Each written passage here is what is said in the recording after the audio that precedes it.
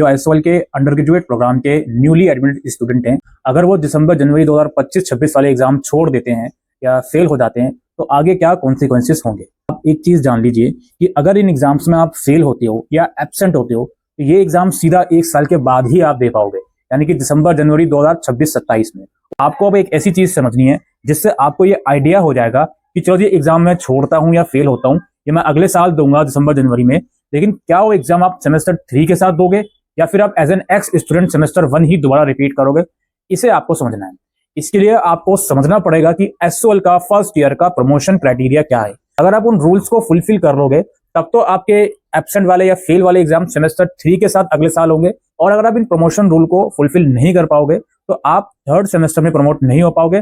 Promotion rule ये बोलता है कि आप लोगों ने देखा होगा आपके सेमेस्टर 1 और सेमेस्टर 2 दोनों को मिलाकर 44 क्रेडिट्स हैं। अभी क्रेडिट्स क्या होता है और 22 क्रेडिट्स क्यों हैं? देखिए, आप एसओएल के अंदर कोई भी सब्जेक्ट क्लियर करते हो उसको क्रेडिट्स में डिफाइन करा जाता है। यहाँ पे डिसिप्लिन और जनरिक के सब्जेक्ट्स के 4-4 क्रेडिट्स होते हैं और एईसी, सैक और वैक के 2-2 क्रेडिट्स होते हैं। अब प्रमोशन क्राइटेरिया ये बोलता है कि आपको इन 44 में से कम 28 क्रेडिट्स अर्न करने हैं।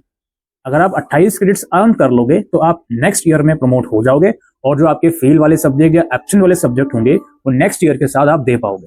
देखो, कोई भी सब्जेक्ट आप क्लियर करते हो तो ये देखा जाएगा कि वो कितने क्रेडिट्स वाला सब्जेक्ट है।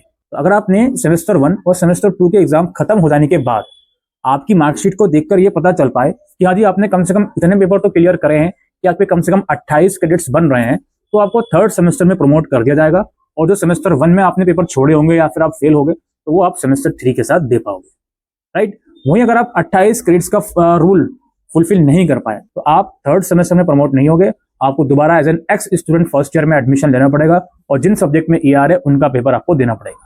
अब यहाँ पे एक पॉइंट और ऐड कर ले हम, काफी लोग सेमेस्टर 1 का मान लीजिए कोई भी पेपर नहीं देते, तब आप किसी भी हाल में 28 क्रेडिट फर्स्ट ईयर में कंबाइन करके नहीं अर्न कर सकते। इट मींस आप 22 क्रेडिट्स पहले ही छोड़ दिए हो पूरा। अगर आप सेकंड सेमेस्टर पूरा क्लियर भी कर लेते हो तो आप 22 क्रेडिट्स मैक्सिमम अर्न कर पाओगे, जो कि 28 क्रेडिट से कम है। यानी कि अगर आप फर्स्ट सेमेस्टर के सारे पेपर छोड़ दो तब तो आप ये समझ लो कि आपको रिपीट करना ही है ईयर। Thank you.